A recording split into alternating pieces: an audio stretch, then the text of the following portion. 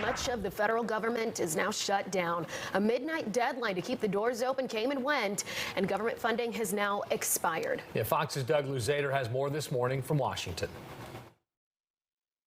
This is the first shutdown we've seen here in nearly 7 years, but the writing has been on the wall for weeks. Would the speaker yield? Would the leader yield? I will. The arguments on the Senate floor quickly turned to finger-pointing when it was clear there would be no deal. And a special countdown clock on the White House website showed that time was up. Democratic Senate Minority Leader Chuck Schumer is not backing down. So we think we're on our front foot as we go into this fight. He thinks he's going to get challenged in the next election, so he has to fight Trump, even if it means throwing the American people under the bus. Outside the House Speaker's office, Republicans are playing a loop of old comments from Democrats decrying shutdowns as the PR battle intensifies. And 3 senators who caucus with Democrats voted with Republicans in an unsuccessful effort to temporarily extend current funding levels. Democrats are holding out primarily for more health care funding, including an extension of COVID-era premium supports for Obamacare plans. While government benefit checks will continue to go out during the shutdown and the mail will still be delivered, hundreds of thousands of federal workers will now be furloughed. And the president has said that those furloughs could turn into firings as he sees an opportunity now to cut the size of government. We can do things during the shutdown that are irreversible, that are bad for them and irreversible by them, like cutting vast numbers of people out, cutting things that they like, cutting programs that they like. Now, there are more Senate votes scheduled this morning, but there's no indication yet that the numbers have changed. In Washington, Doug Luzader, Fox News. And the shutdown will undoubtedly impact Georgia, which has the 6th highest federal payroll in the country. As many as 81,000 federal employees could be affected. Good Day's Lindsay Tuman is live at CDC headquarters where workers face furloughs. Lindsay, we're listening. Yeah, good morning to you, Alex and Buck. We are certainly one of the states with the highest numbers of federal employees, and many of them wondering what is going to be in store, not just for today, but for the weeks really to come. Thousands of federal employees are waking up in limbo this morning due to the first federal government shutdown since 2019. According to the Congressional Research Service, 81,000 federal civilian employees and more than 65,000 active duty military personnel are in the Peach State. During a shutdown, military, federal law enforcement, and air traffic controllers all stay on the job, though without pay for the time being.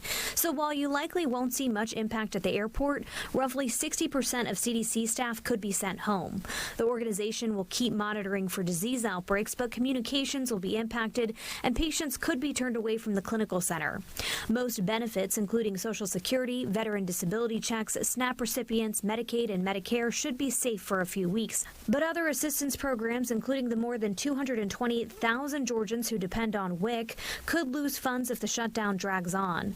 Lawmakers are pointing fingers at what needs to happen to fix the problem. Georgia Republican Congressman Buddy Carter, who's running against Senator Jon Ossoff, wrote on X, "I'm forgoing my pay until an appropriations agreement is enacted, and I'm calling on Georgia senators who shoulder the blame for this shutdown, Senator Warnock and Senator Ossoff, to do the same." Meanwhile, Senator Ossoff says this all boils down to fixing health insurance issues. Tonight, Republicans blocked a bill to fund the federal government and prevent catastrophic increases in health insurance premiums. More than 20 million Americans will see their health insurance premiums double next year if we do not act. And that's why I urge the president and Republicans to work across the aisle to reopen the federal government and to prevent these huge increases in health care costs for Georgia families. The big question, though, how long is this going to go on? And for those furloughed employees, they will get back pay, but in the meantime, it means working without pay and missing those regularly scheduled paychecks at least once or twice, if not more. Reporting live from outside CDC headquarters, I'm Lindsay Tuman for Good Day Atlanta. Yeah, certainly concerning for a lot of families. Lindsay, thank you. We're working to learn more about a shooting overnight in Buckhead. It happened at an apartment complex on Lenox Road. Atlanta police say 3 people were shot and another was grazed by a bullet. Right now, there's no word on their conditions or information about the suspect. We'll let you know as more information becomes available. Time now 8:07, and an Atlanta man recovers in the hospital this morning after he says a group of people jumped him at a Falcons tailgate.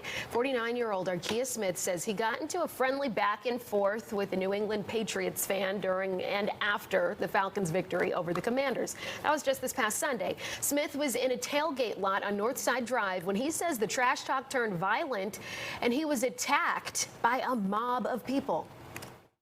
I threw my hands up again like I don't want no smoke. Y'all already jumped on me, so I don't want no smoke. Next thing you know, I felt a hit. And that was all I can remember. And from there, I think I hit the ground. Atlanta police tell us they're still investigating that brawl. To DeKalb County now, where the medical examiner's office will perform an autopsy after a man's body was found in a pond. Search crews made the grim discovery on Clifton Springs Road, not far from Colonial Parkway, after Joshua Whiting's loved ones asked police to do a welfare check. The fire department says Whiting often visited that pond and lived nearby. We were able to find the body of a adult male in the pond using our drone and dive team. There was a boat found not too far from him as well. Crews also found the man's fishing gear. There's no word yet on how he died. Police and fire are still investigating. Today, a former small West Georgia town mayor is expected to learn his fate. Former state trooper A.J. Scott is due in court for sentencing. A jury found Scott guilty of vehicular homicide and 4 other charges that he faced for a 2015 wreck that killed 2 teenagers. Following Scott's conviction, he was removed from his position as the mayor of Buchanan. Mayor Pro Tem Steve Holcomb assumed the role of acting mayor. The city is expected to hold a special election to fill that position. Meanwhile, the legal counsel representing singer and actor Tyrese Gibson responds to animal cruelty charges. Gabe Banks released a statement saying Gibson was away from his home at the time of the incident and that he sends his deepest condolences to the family who lost their beloved dog. Fulton County police say last month Gibson's 4 large dogs attacked and killed a neighbor's pet in front of its Buckhead home.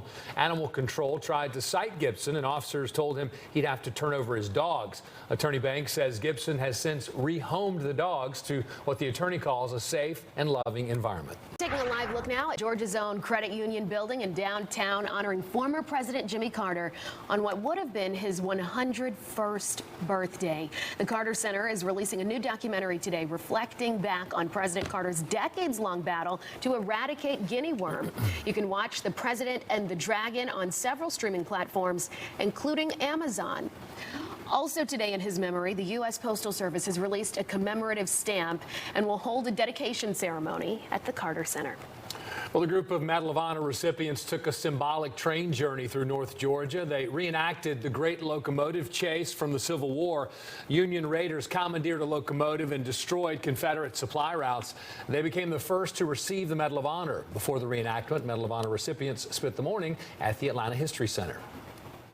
To be a part of this reenactment where the long and courageous history of the Medal of Honor began is extremely powerful. Freedom is not free. Nothing reminds us of that more than the incredible acts of courage and sacrifice undertaken by those who've been awarded our nation's highest honor. The Medal of Honor celebration will culminate with the Patriot Awards Gala Saturday in Chattanooga.